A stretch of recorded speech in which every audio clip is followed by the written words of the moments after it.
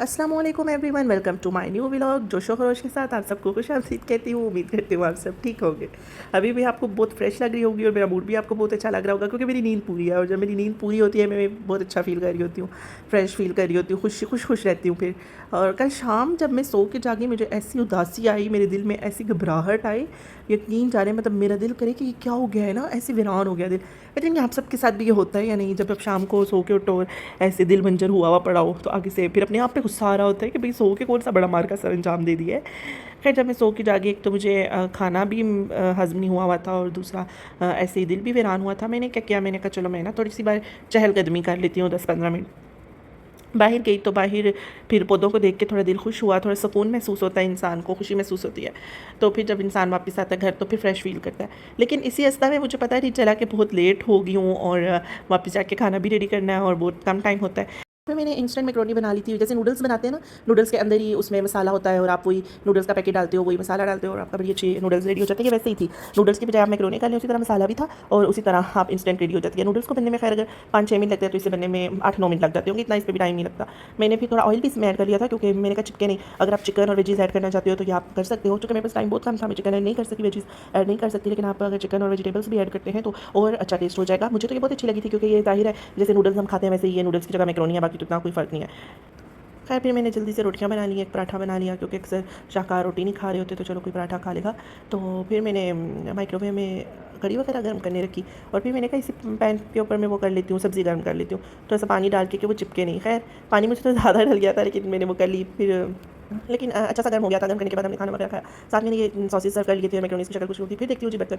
मेरी ज़िंदगी में जो सबसे पहली चीज़ आती है ना वो बर्तन ही आती है। बर्तन बर्तन बर्तन। हाँ मुझे एक बात याद है कि मेरी एक कज़न पूछती होती थी कि आप हाथों पे क्या लगाती हैं, आपके हाथ अच्छे हैं। तो मैंने कहा मैं ना बर्तन धोती हूँ और कुछ भी नहीं लगाती, कुछ भी नहीं करती, बर्तन धोती हूँ। और खैर अब तो स्किन खराब हो रही थी बर्तन धोने से और ये जो चूल्हा वगैरह भी धोया था। अब यही अगर हम अपने ब्यूटी को मद्देनज़र रखते हुए किसी भी चीज़ का ख्याल रखते हैं तो उसके रिजल्ट हमें ज़रूर मिलते हैं, चाहे पॉजिटिव मिले नेगेटिव मिले। अगर आपको हर चीज़ आपकी स्किन को सूट नहीं करती, अगर आपको आपके ऊपर रास आने वाली चीज़, आपके ऊपर चलने वाली चीज़ मिल जाए तो उसे आप लॉन्ग टर्म के लिए भी यूज़ कर सकते हैं। तो ये कुछ मेरे साथ हुआ था। मैंने ये आपको फजर कॉस्मेटिक का भी बताया जो कि मेरे ऊपर बिल्कुल भी नहीं थी, सेट नहीं थी और उनके रिजल्ट्स भी नहीं थे। इसी तरह बहुत से ऐसे ब्रांड्स काम करें जो आपके ऊपर नहीं असर करते और बहुत सी चीज़ें ऐसी हैं जो वाकई अच्छे रिजल्ट्स देती हैं।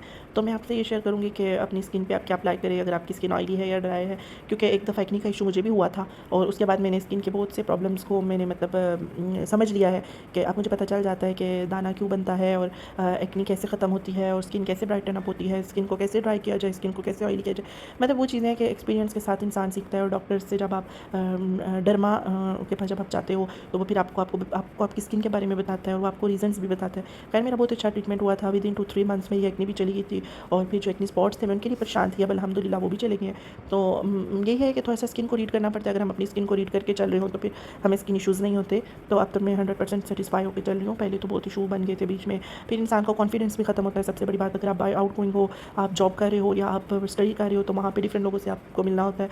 और वैसे नहीं करना चाहिए किसी को उसके फेस के ऊपर जज नहीं करना चाहिए, फिजिकल अपीयरेंस पे जज नहीं करना चाहिए। बट आजकल की लोकेलिटी ऐसी है और यही दुनिया का असूल है, यही दुनिया ऐसे ही चल रही है। करवाने दुनिया यूँ ही रवा दवाएँ है। मैंने फिर भी लोगों की बातों को ना भी मद्देनज़र रखते हुए मैंने अपने ज़हन को सुकून देना था और इसलिए मैंने थोड़ा सा अपनी स्किन को रीड किया है, थोड़ा सा अपनी स्किन केयर की है। तो फिर और इन द एंड रिजल्ट्स बहुत खूबसूरत होते हैं और इंसान खुश हो जाता है और मुतमईन हो जाता है। और अल्लाह ताला, वही बात है कि अगर अल्लाह ताला ना चाहे तो कुछ भी नहीं हो सकता बेशक, लेकिन ये जो इलाज है ये भी सुन्नत है। अगर आपको कोई भी मसला परेशानी है तो आप कर सकते हैं, इलाज करवा सकते हैं, इसमें कोई ऐब नहीं है। और पैसे की जहाँ तक बात है, पैसे लगते हैं लेकिन अक्सर सरकारी भी हो जाते हैं और कुछ लोगों का मेडिकल भी फ्री होता है। वो इशू नहीं है, वो अल्लाह ताला की ज़ात वसीले बनाने वाली है, उससे दुआ करें। अगर हम तो हर बड़ा से बड़ा काम हो जाता है, ईज़िली हो जाता है और वो वसीले बनाता जाता है, बनाता जाता है, बनाता जाता है। हमें पता भी नहीं चलता कि कहाँ से वसीले बन रहे हैं, कहाँ से हमारे काम हो रहे हैं।